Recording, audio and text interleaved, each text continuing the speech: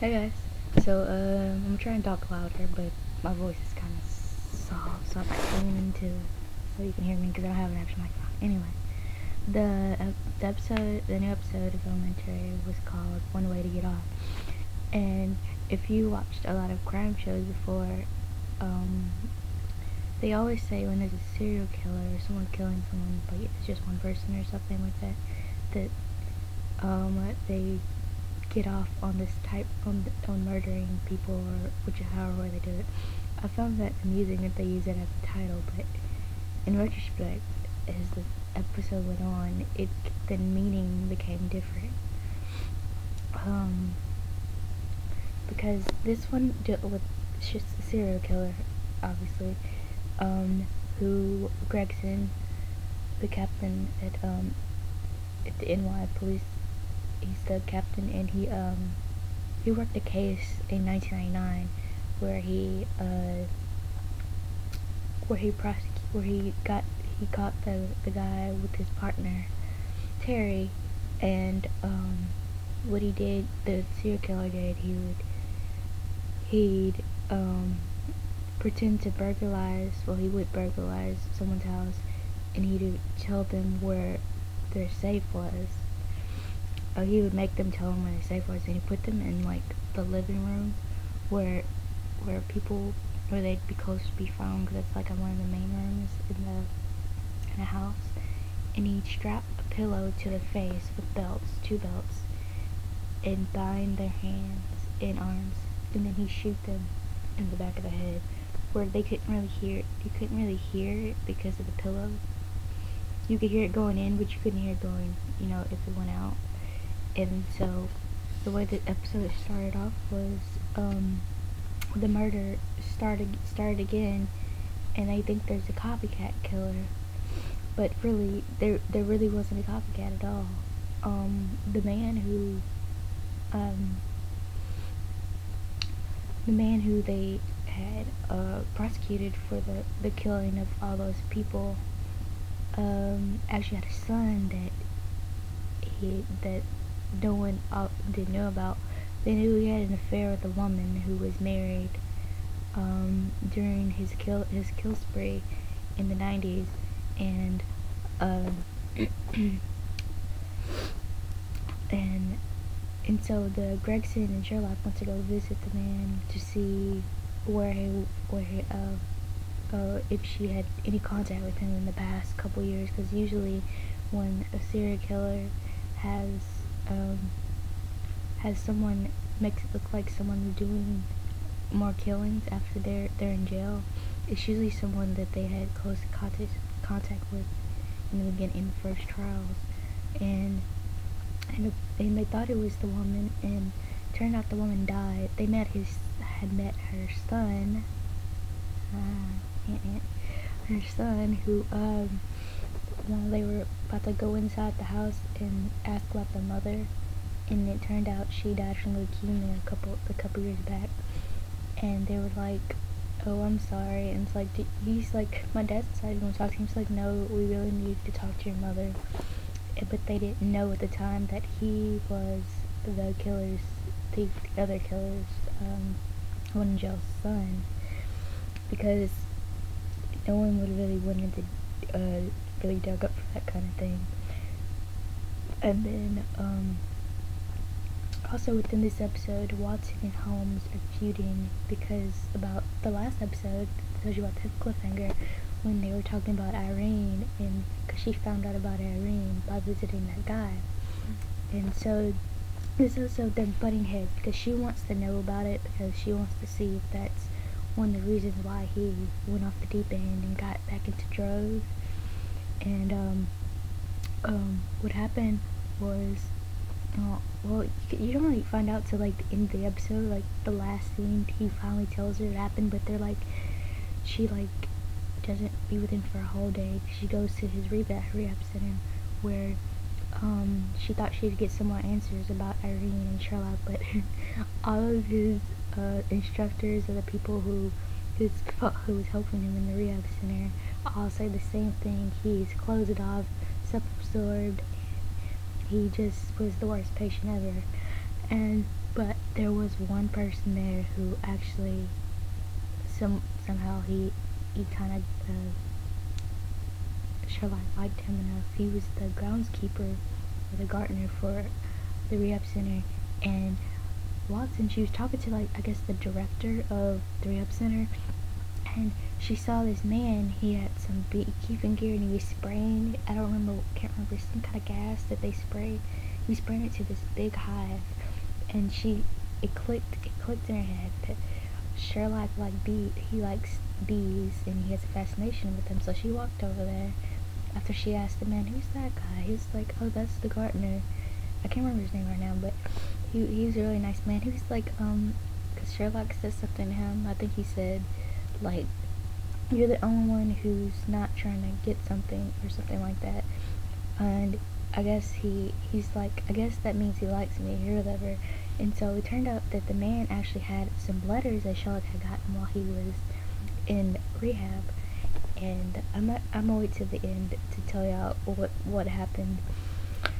And then Watson later on, when she got home, because Sherlock was like, you haven't checked on me for all day long, ever since they had to fight in the police station, because she was trying to talk to him about it that morning at breakfast, and he was just like ignoring her basically. And then he as a way to get away from her, because he didn't want to talk about it all, he said, "I'm gonna get coffee. We can drink to celebration of our collaboration when I get back." He ended up leaving the house and going to the police station because Gregson had texted him about the murders. And so she's like, when they were at the police station, she's like, "Okay, I'll see you in 2 hours." But she never checked on him because she was too preoccupied at the rehab center trying to find out what happened with Irene. And then okay, as they got close to the case, because he needed her help, because he found a clue of a conspiracy during the investigation of the previous murders in 1999, where Gregson and his partner Terry were the head of the task force. They were in the task force over that case. And what ended up happening, there was this mug during the interrogations of the man who was in jail. The two interrogations, one where he was like, he was like not confessing at all, and the second he confessed. What happened was, there was this mug. The first interrogation, they gave him a styrofoam cup, and then the second one, they gave him an actual mug, like a ceramic mug. It was black with a white stripe around it.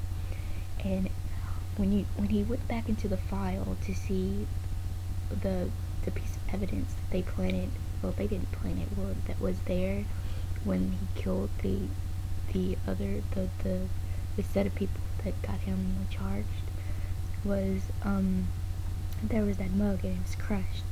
And Sherlock thought it was Gregson who did it. He was like, "I respect you. I told you I respected you the other day, but I don't wish to inquire about this, but I feel I must to get closer to the truth."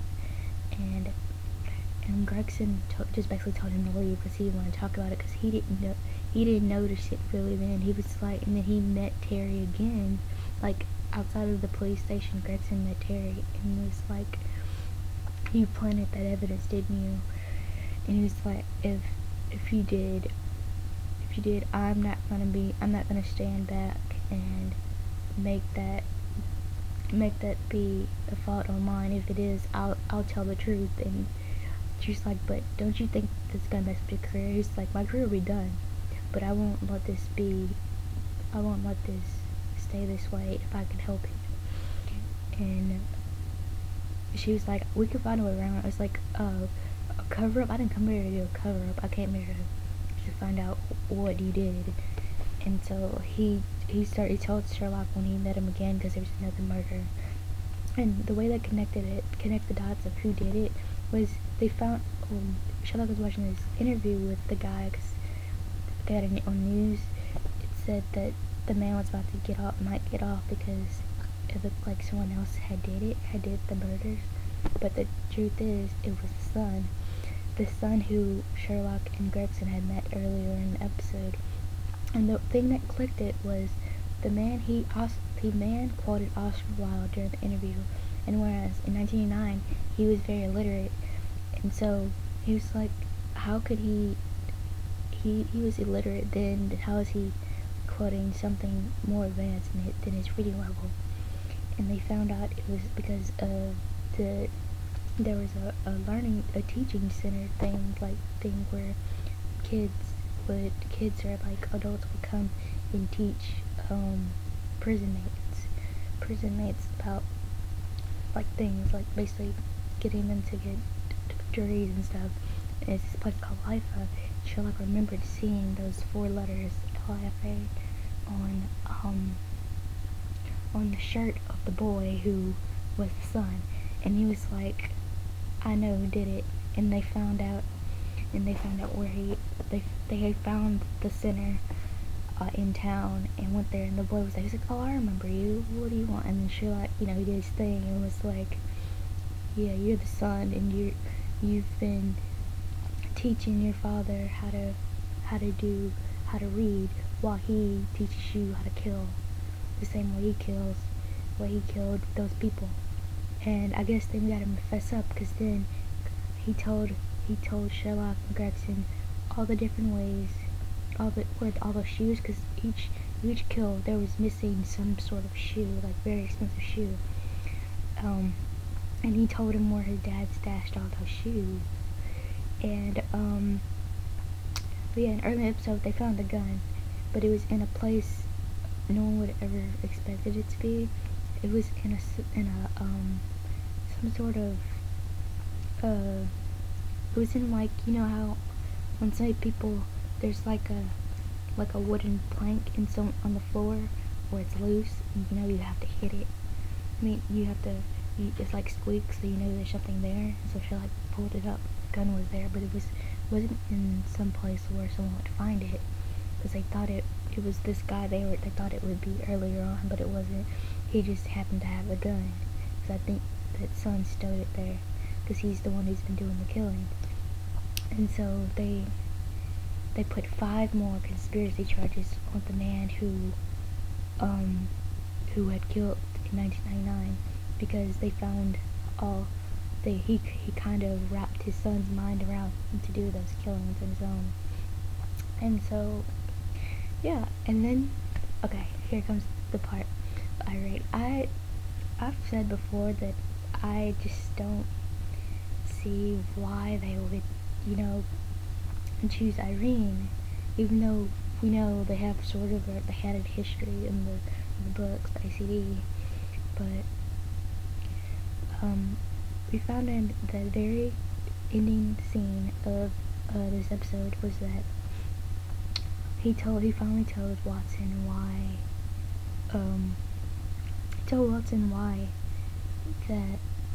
he didn't want to talk about Irene, because she had gave him some letters that the groundskeeper gave him earlier, like a little bit ago in the episode, and he blundered them because he didn't want to read them, because he left them at the very outset. She said, I left them there for a reason, and then at the end he's like, she died, because Watson was about to go to bed, and she didn't think he would say anything more, because he's sitting by the fireplace like he's thinking or something.